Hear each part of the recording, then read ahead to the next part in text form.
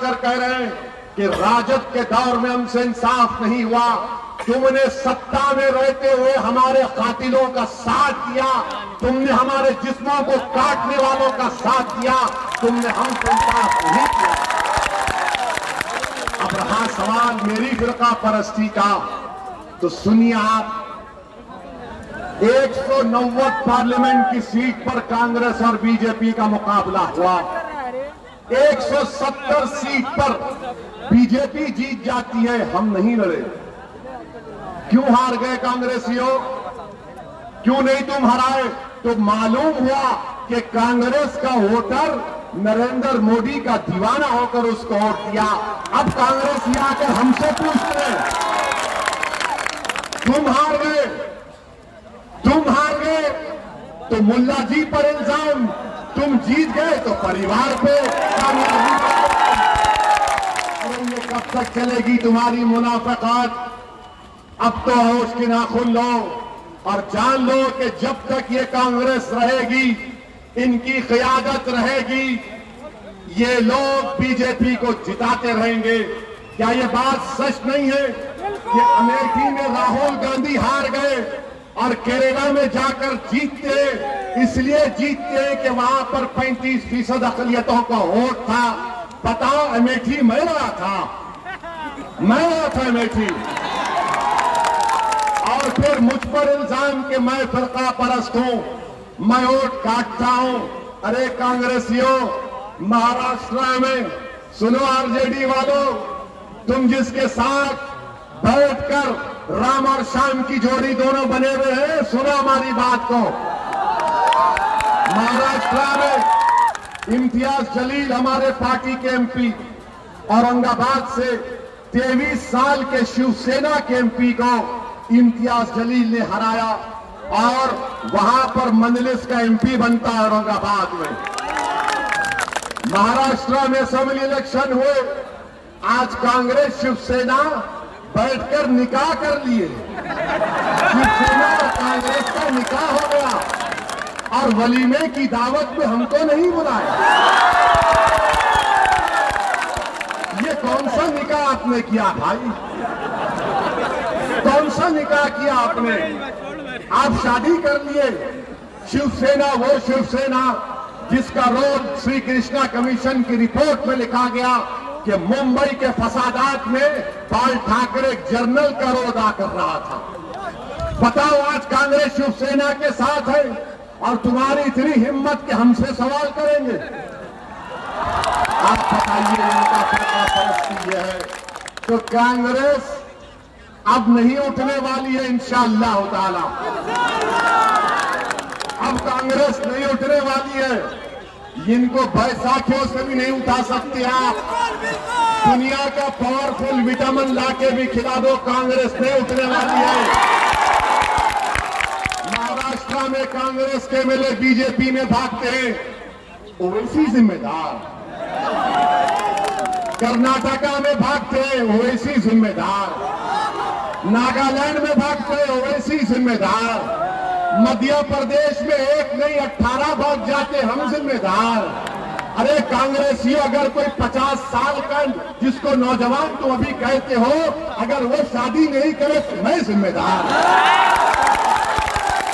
फजर के वक्त में मुर्गा नहीं पुकारे तहज्जुद के लिए तो हम जिम्मेदार। तुम्हारे घर में अगर गाय और भैंस दूध ना दे तो हम जिम्मेदार। सुबह में सूरज देर से निकला तो हम जिम्मेदार। हाँ, एक बात के जिम्मेदार हम जरूर बनेंगे, तुमको सत्ता से हटाएंगे। ये जिम्मेदारी मैं लेने तैयार, मगर हर चीज की जिम्मेदारी हमारे खाते में।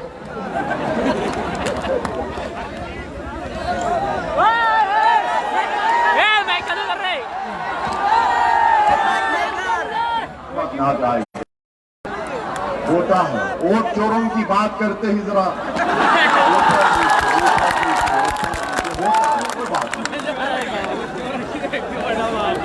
हमको इस लाउड स्पीकर की जरूरत नहीं है, आप हमारी आवाज है। और हम आपसे गुजारिश करने आए हैं कि बिहार में आपको एक नया इनकलाब लिखना है। याद रखिए, नरेंद्र मोदी दो घोड़ों की सवारी कर रहे हैं, कभी नीतीश कुमार तो कभी लोजपा।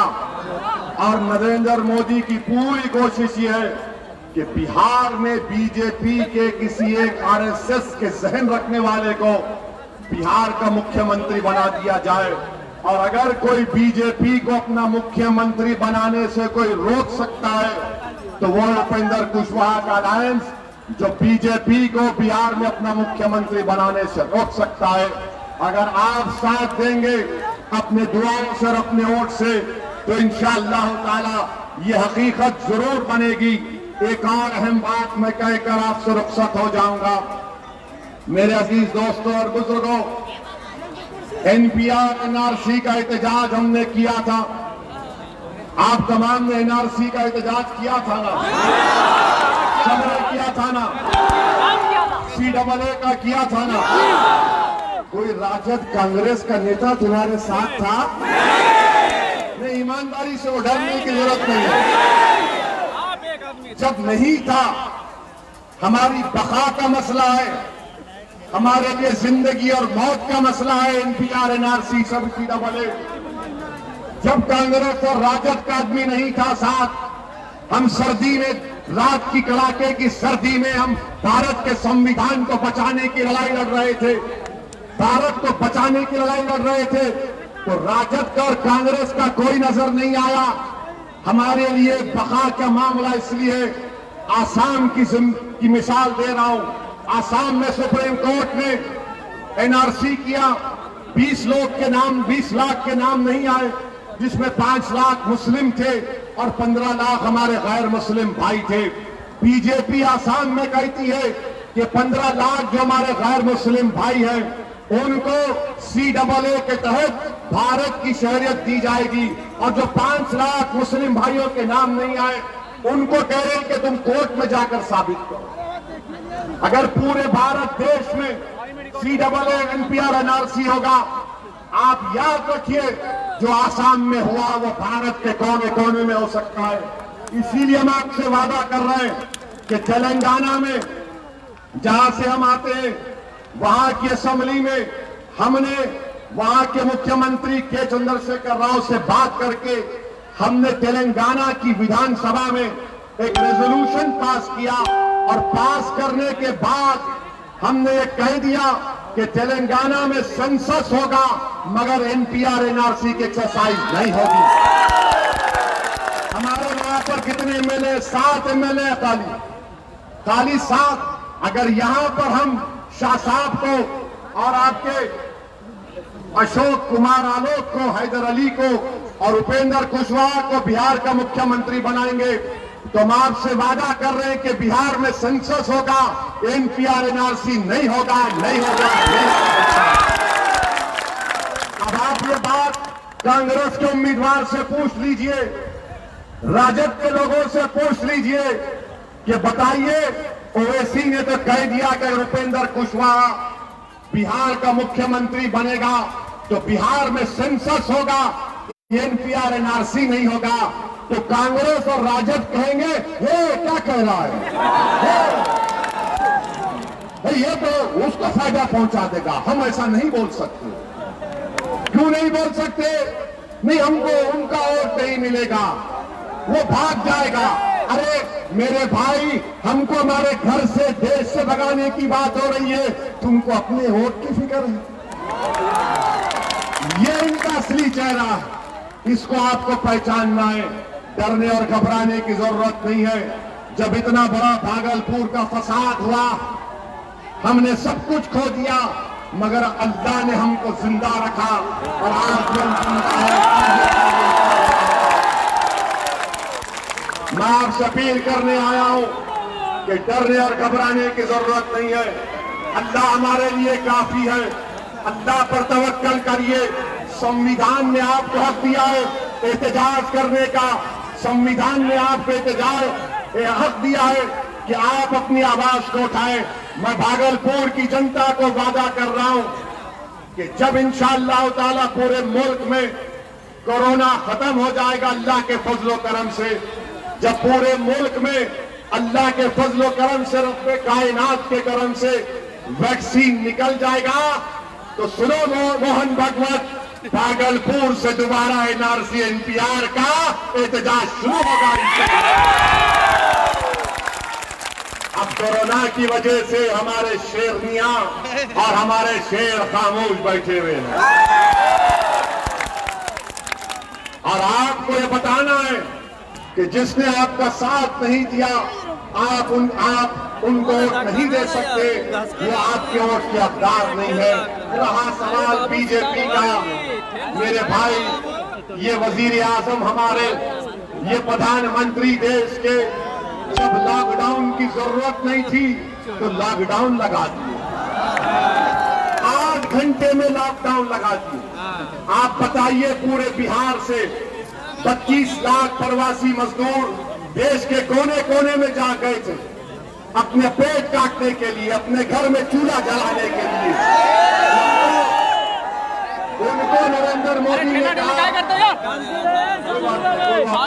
वैसी रहो, हमारे भड़काऊ भाषण को रिकॉर्ड करके पूरे बिहार के व्हाट्सएप ग्रुप में फैलाना। हमारे पास बीजेपी की तरह व्हाट्सएप ग्रुप नहीं है, आप भी हमारी ताकत है, फैलाइए। कांग्रेस वालों को, बीजेपी वालों को हमारे भाषण सुन के जरा उनके दिमाग का जाले निकल जाएंगे। लॉकडाउन 8 घंटे में किया और लॉकडाउन निकालने के लिए हमारे देश के प्रधानमंत्री ने कहा, भाइयों बहनों हम आपको 8 दिन का टाइम क्या दिमाग है, देखिए प्रधानमंत्री का, माशाअल्लाह नजर ना लगे उनके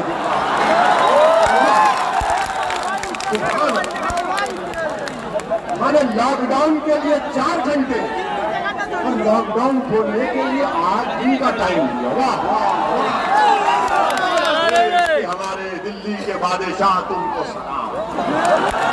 वाह, क्या दिमाग आपका, क्या ज्ञान आपने देश को दिया कि 32 लाख बिहार के गरीब बच्चे जब लॉकडाउन में आ रहे थे तो देश के प्रधानमंत्री और यहाँ के मुख्यमंत्री जिसमें बीजेपी भी शामिल है, उन 32 लाख मजदूरों को लेने के लिए तैयार नहीं थे।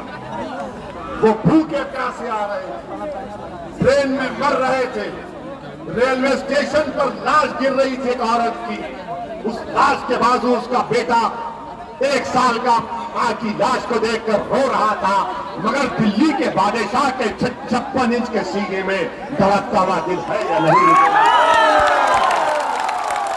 नहीं मालूम मुझे। बताइए आप, लॉकडाउन किया, देश की इकोनॉमी को बर्बाद कर दिया, आज गरीब खाने के लिए परेशान है।